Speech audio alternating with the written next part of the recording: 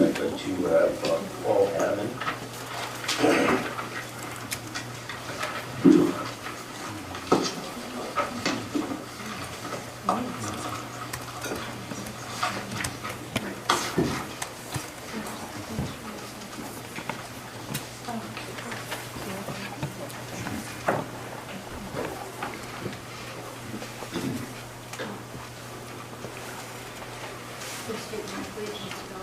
Hello, Paul Attman, A-T-T-E-M-A-N-N. Adam, would you please tell us your educational background, experience, any degrees or licenses which you currently have? Certainly. I graduated from Rhode Island School of Design with a Bachelor of Architecture and a Bachelor of Fine Arts in 1994. I've been working in architecture ever since. I'm presently registered architect in the state of Rhode Island and Providence Plantations. And how long have you been a registered architect in the state of Rhode Island? I think since 2004. And have you had experience presenting projects before boards and commissions? Yes, many times throughout the state of Rhode Island. You've been accepted as an expert architect in those proceedings? I have. And what is your position with this project? I am one of the prime architects of this project. And who's the other prime architect? Douglas Caulfield, who is the principal in charge. I'd like to have Mr. Adaman determined to be an expert architect. Can we get a motion to that? Mr. Chairman, I'll make a motion. We accept Mr. Adaman as an expert in architecture. Second. All in favor? Aye. Opposed? Great. Okay, thank you. Excuse me one moment, I'll bring the laptop up to the Podium, because I have a few more slides than Mr. Martin did.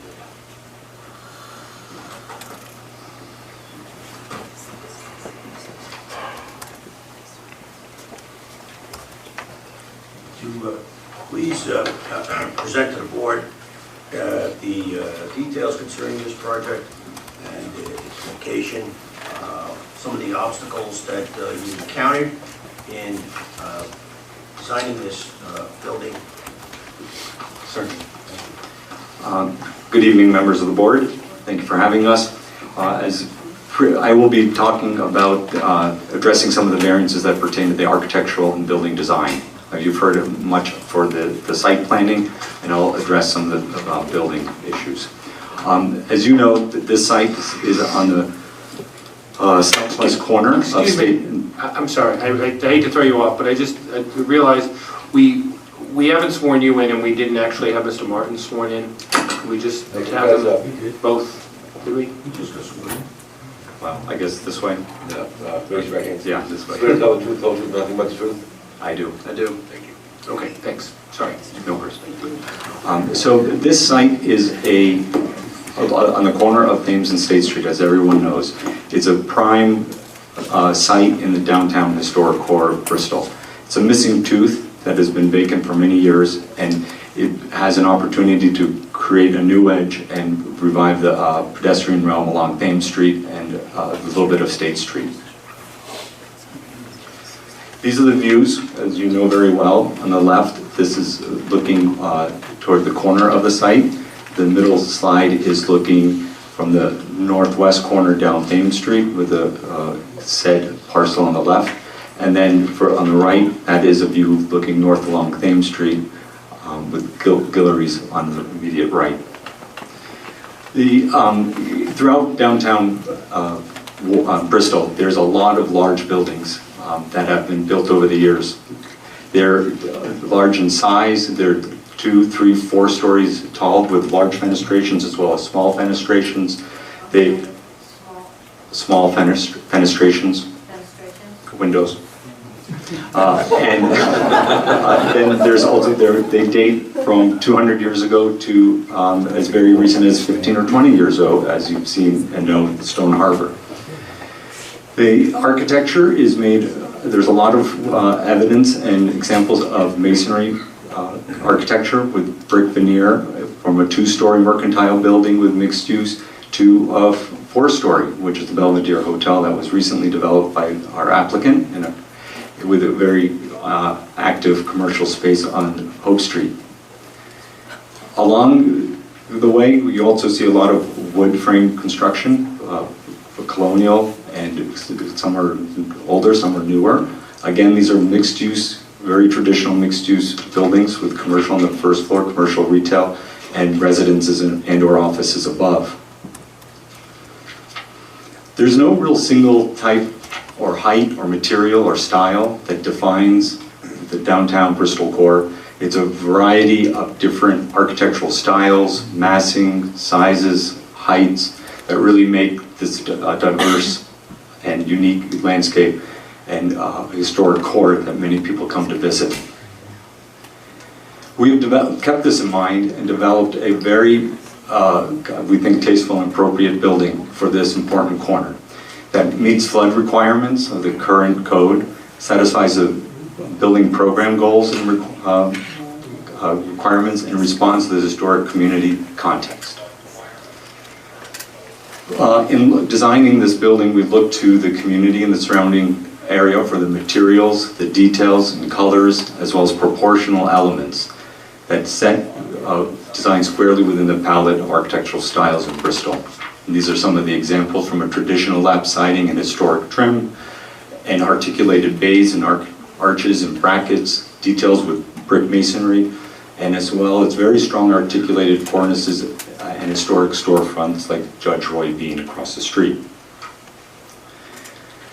We've broken up the elevation. We've been very prudent to do that, to look at how we can scale down the building, bring different architectural articulations. On the left-hand corner of State and Thames, that is a 3-story portion of the building, but it's articulated to appear as a 2.5-story with the 3rd floor up in the attic.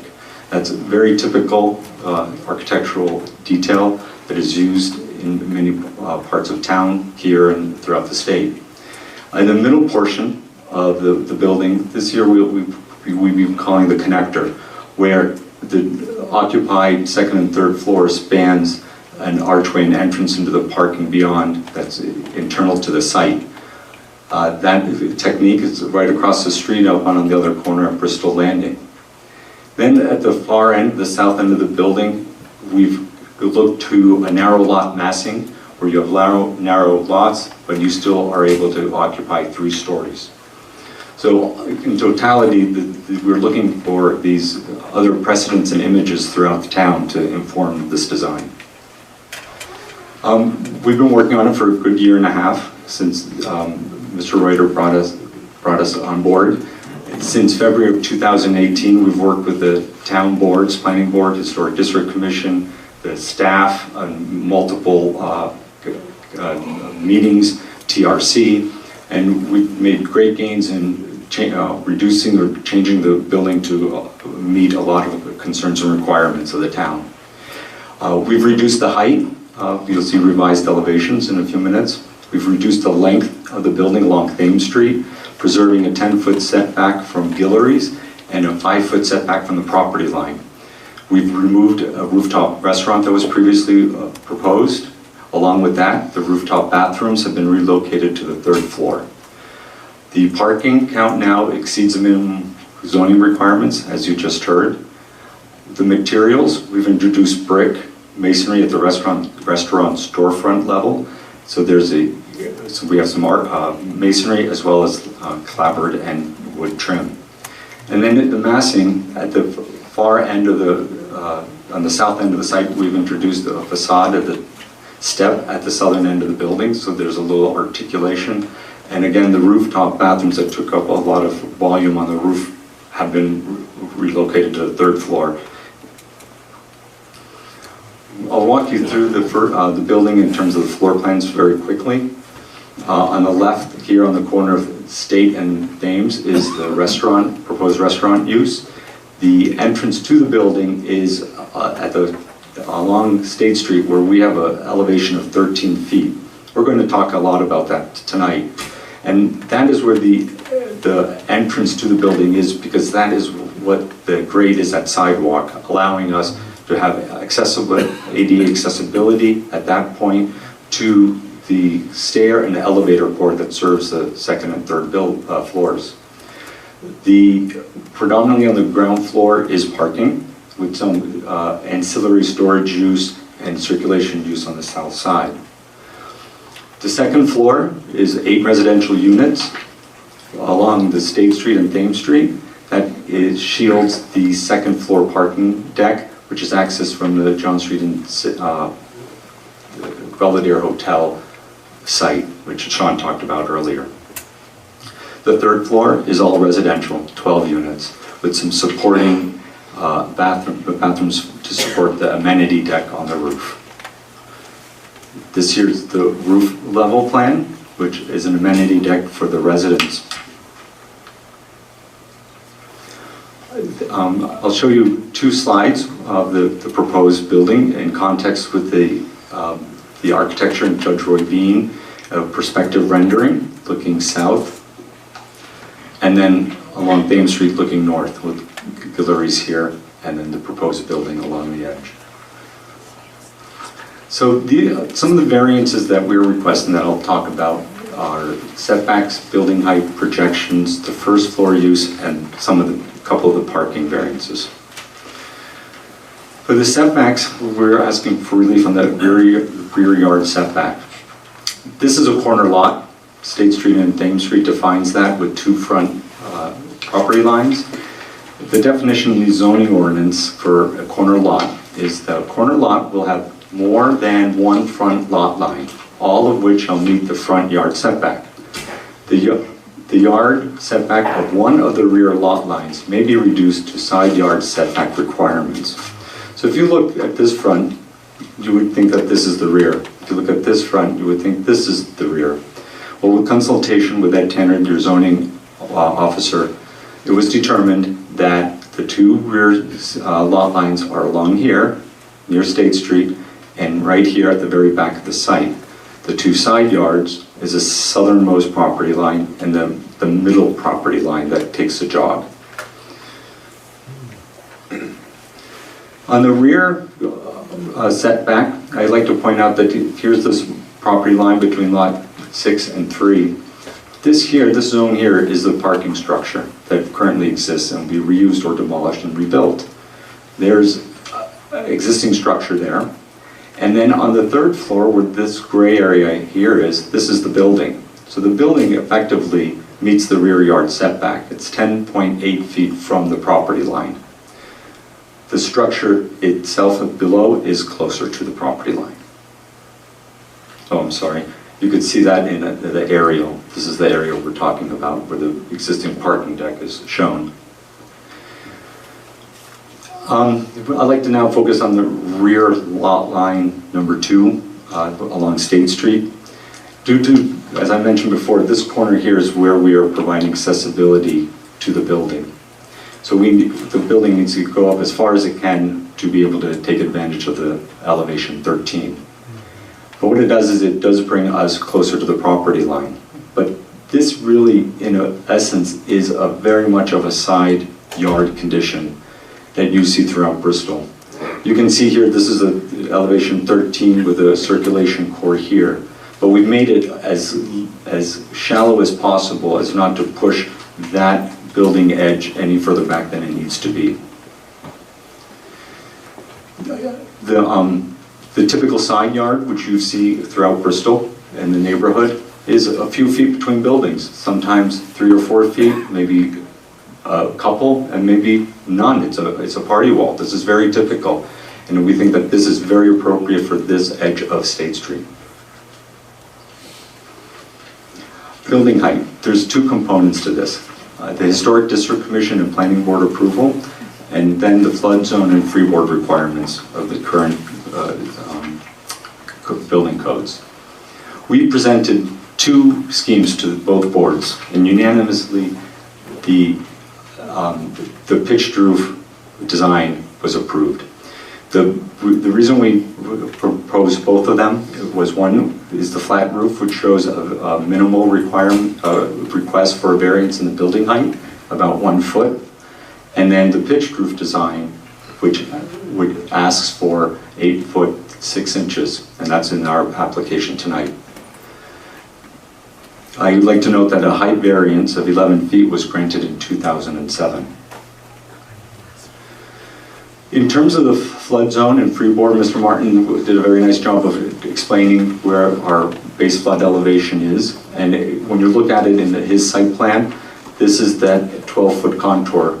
So you can see that predominantly all of this site is within that flood zone, which means that that is one of our that is the starting point for how we measure building height.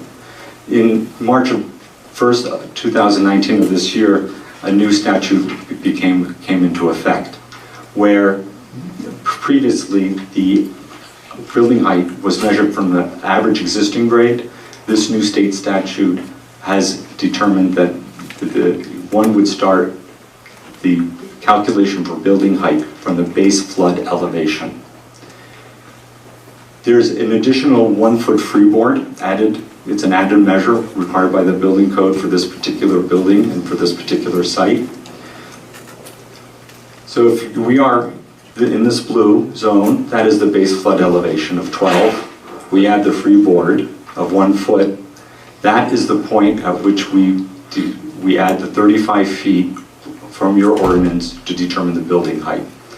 And once you start from 13 and come up to 35 feet, this red line, dashed line, depicts the limitation per your zoning ordinance.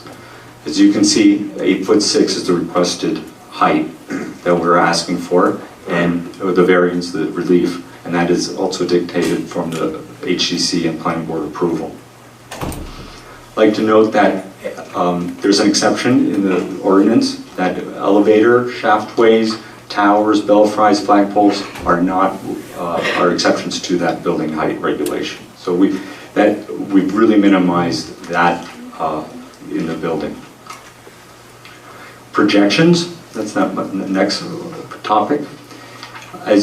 We are requesting a 2-foot projection where 1 foot is allowed per the ordinance. And this offers us opportunities to create shadow lines, make deep eaves, provide overhangs, and also some canopies to really bring some architectural detail and depth to the building facade. Projections will not interfere with pedestrian or vehicular access. In the waterfront zone, commercial use is required on the first floor. But there's constraints in building code requirements when building in flood zones. One, these are 3 of the primary concerns. All new construction shall have the lowest occupiable floor set at 1 foot above the base flood elevation. That's AE 12, plus 1 is 13, which I introduced to you earlier. There's exceptions for parking, limited storage, and building access. Uses set below the flood elevation must be dry flood proofed to 1 foot above that base flood elevation. Walls need to be substantially impermeable to the passage of flood waters to protect property and life. Third, occupiable spaces set below the base flood elevation must have at least 1 exit above the flood elevation. So you have to exit through that space in our instance, at elevation 13. You're looking at this in elevation. Here's that lowest occupiable floor. This at the corner of State and Thames Street with a base flood elevation of 12. That is where our commercial zone can be built without flood proofing and also meet a lot of other insurance requirements and accessibility. The dry flood proofing has a lot of costs, it's complicated. You have to seal against flood waters. You have to make it watertight, and walls need to be coated. It's very arduous and a challenge. And it's really well suited for retrofit measures, where you have existing buildings that you would like to maintain and you can't raise, you can't move. But it's not a prudent solution for long-term sustainability if you're able to provide that use above the flood zone. In terms of access, the occupied space is set below. If that area is set below that base flood elevation, it must find its way out at, in our case, at elevation 13. this corner of where the commercial space restaurant is proposed, we can do that. It's right at the right elevation. However, if you drop down, you can see right at the street level all the way to Thames, the current elevations are 7.5, 7.5, and toward the back corner, 9. So you can understand the elevational challenges and change. Nearly 100% of the frontage along State is commercial. And along Thames Street, we have about 46%. Again, that's the commercial area. We have off-street parking access that really you can't occupy because we need to get cars on and off the site. And we have a building that screens the parking behind the building, and we have ancillary use that is considered commercial use, but it's ancillary to the prime use. So in conclusion, the placing of the retail and commercial within a flood zone increases risk of property damage and loss of life. The viability to provide this use below the base flood elevation is a significant economic challenge with flood proofing, exit requirements, and accessibility. 100% of the frontage as commercial is very difficult to achieve to 100%, as I mentioned and showed. And something I haven't talked about, but you may be aware of, it must meet National Flood Insurance Program requirements for the town as well as for the developer, the tenants. And so it has large other ramifications of cost and viability. And ultimately, it's impractical and prudent to build in the flood zone and not take the proper measures. Finally, parking, and this is related to architecture design. Sean mentioned, Mr. Martin talked about dimensions. In this, as you know, 30 spaces are required, 49 are proposed. So where there's in the ordinance, there's parking is not required, it's not allowed within 10 feet of the front property line. However, that is, the intent of that is for surface parking, where one wants to set the parking back away from the public realm, be able to plant some buffers and screen a lot of surface asphalt and cars from the public view. Here, we've done that in a different way. We're using the building wall with as a screen with a lattice to make it a little bit more permeable. The building on the second and third floors along this Thames Street edge meet the front yard setback requirements, while the first floors screen the parking. There's the ordinance also restricts, well, parking spaces have to be 5 feet away from any structure. But as Mr. Martin mentioned before, this is really a structured parking garage where it is not uncommon for parking spaces to be next to structure posts, walls, stairs. And I think you've experienced that yourselves. It's not uncommon to have a parking space close to the structure. There's only 5 of them that 11 or 12 of them on both decks. And finally, screening and landscaping. Due to the zero lot line setback in the waterfront zone, the building's right up to the property line. So it doesn't allow for a planting strip along Thames Street. And as I mentioned before, the building facade is designed to be that screen for the parking beyond. This slide shows where the building envelope is relative to the ground floor parking. All the parking is concealed and within the proposed structured parking. It is not a conventional surface lot as one would think, so it can't be planted. Both levels are covered. There's no sunlight. There's no opportunity for rain or watering from the rainstorms and nature. So that concludes my presentation because we jumped ahead and we talked about some of the other parking variances. Would you like to clarify something for me? I'll try. The lower level is for the restaurant and anyone else can use it. And the upper level is only for the residents, right? Correct. And there's one entrance from the back for the upper level? There are 2 entrances. What, there's one, the lower level is just for the first level, right? No, the entrance on State Street serves both the restaurant. You can go right into the restaurant through one door, or you go through another door that brings you to the lobby, an elevator and stair that services the second and third. The drive-in, you only drive in from the front on the lower level. Yes, correct, off Thames Street. And the second level, you drive from the back. Yes, correct.